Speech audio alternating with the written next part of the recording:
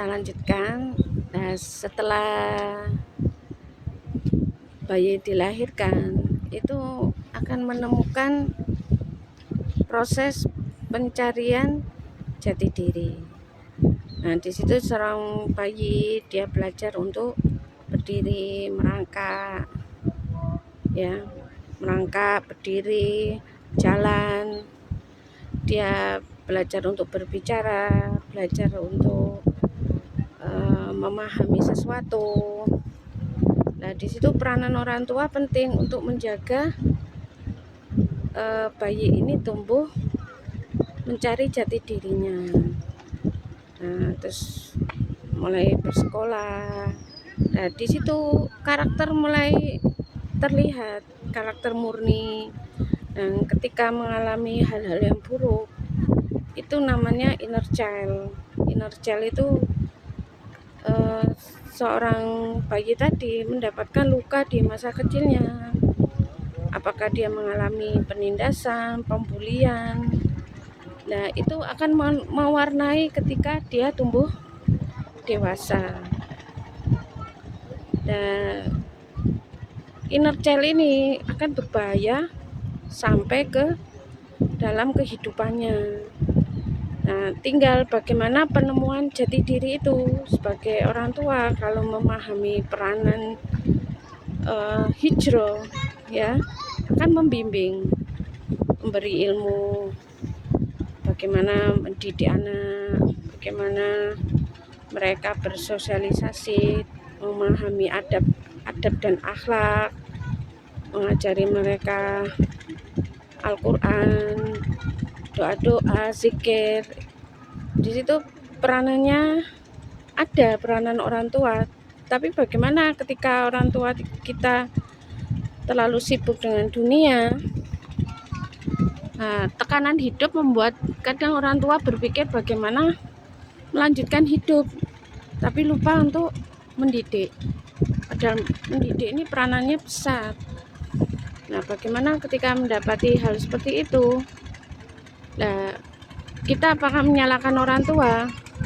Nah, ada fase di mana kita berpikir dewasa. Penemuan jati diri itu banyak luka, namanya trigger. Trigger itu luka-luka itu kita dapatkan sebagai pengalaman hidup, pengalaman. Kalau nggak ada luka, nggak ada pengalaman, kita tidak bisa memahami rasa dibully, rasa minder, rasa tidak percaya diri. Nah, di situ kalau mendapatkan orang tua yang pas, bisa memahamkan rasa itu tadi, berubah dari rasa di bawah alam bawah sadar berupa kecewa, khawatir, cemas, haus validasi, ketakutan, akan dibawa ke dalam kesadaran murni. Nah, di situ peranan orang tua membantu anak menemukan kesadaran dirinya. Bagaimana anak ini sadar bahwasanya ada tugas dia di dunia ini. Tidak disuruh-suruh, tidak dimarah-marah, tapi dipeluk dan ditransformasikan. Kita tidak bisa merubah siapapun, karena itu ada peperangan spiritual di masing-masing individu. Perang spiritual apa? Hasilnya bukan menang dan kalah, tapi hasilnya adalah menyadari dan menerima. Jadi hasil perang spiritual adalah menyadari dan menerima. Menyadari bahwasanya kita ini adalah hamba Allah. Kita punya tugas yang harus diselesaikan. Menyadari itu, kita hamba Allah dan kita bukan Tuhan. Kalau melakukan sesuatu tidak sakarepnya sendiri, tapi ada aturan yang sudah diberlakukan oleh Tuhan kita. Menyadari itu, menyadari kita itu hamba, harus taat dan patuh kepada Tuhannya. Makanya ada doa Allahumma anta robbi, itu ikrar. Ya Allah, engkau Allahumma anta rabbi, kau adalah Robku. La ilaha illa anta khalaqtani.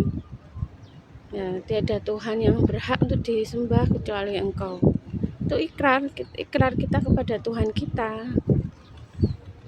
Wa ana abduka wa ana abdika. Nah, itu kan kita ini hamba, abdi terhadap Tuhan kita.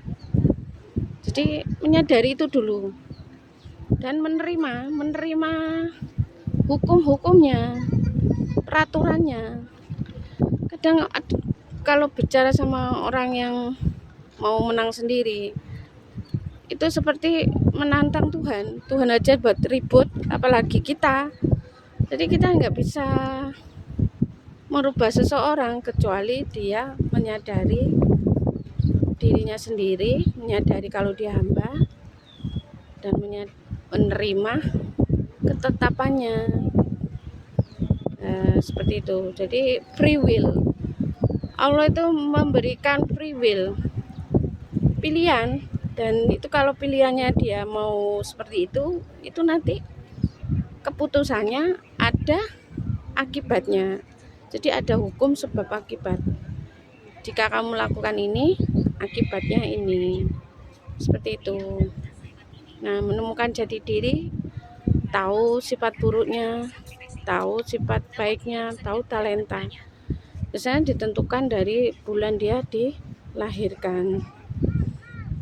Nah,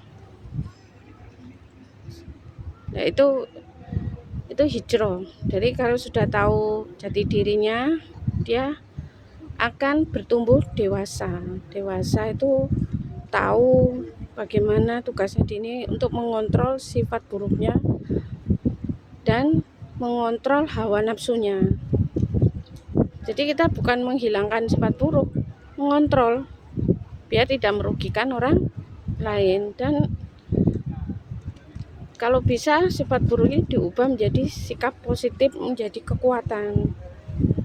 Nah, terus hawa nafsu bisa dikontrol, bukan dihilangkan. Dikontrol dengan sesuatu halalan wa thayyiban, halal dan baik. Tidak hanya halal tapi baik. Jadi pecah halal dan baik. Jadi sikapnya baik, perbuatannya halal, bukan yang haram. Nah, seperti itu. Nah, kalau sudah seperti itu mengetahui jati dirinya, dia harus berdamai dengan masa lalu. Tadi inner child-nya itu sembuh, menerima bahwasanya itu adalah proses dia tumbuh dewasa, tidak menyalahkan siapapun. Itu adalah proses mengetahui rasa di mana mempunyai rasa dikhianati, rasa dicuekin, rasa nggak percaya diri, rasa ketakutan, kekhawatiran, kecemasan, rasa itu dan itu trigger. Nah, terus berdamai. Alhamdulillah ketemu rasa. Nah, menjadi rasa damai sekarang. Damai itu adalah kebahagiaan, ketenangan. Nah, diubah menjadi rasa yang pahit, yang kecut, yang asem, diubah menjadi rasa yang manis dengan berdamai dengan masa lalu. Proses itu membuat kita tumbuh dan kuat jiwa kita. Itu level emosi berdamai, bukan force yang kekuatan ya. Force itu kekuatan, tapi kita dulu yang trigger berubah menjadi force, menjadi kekuatan dengan damai, itu ridho dengan takdir Allah. Jadi orang muslim tentu mukmin, orang mukmin pasti muslim. Karena muslim itu ridho dengan takdir Allah, masuk ke rukun iman, lebih ke akhlak spiritual kita, keyakinan kita, akhlak kita itu rukun iman. Ya, yakin kepada Allah, atu'mina billahi wal malaikatihi wa kutubihi wa rusuli wal yaumil akhir, atu'mina bi qadari khairi wa syarri. Nah, seperti itu.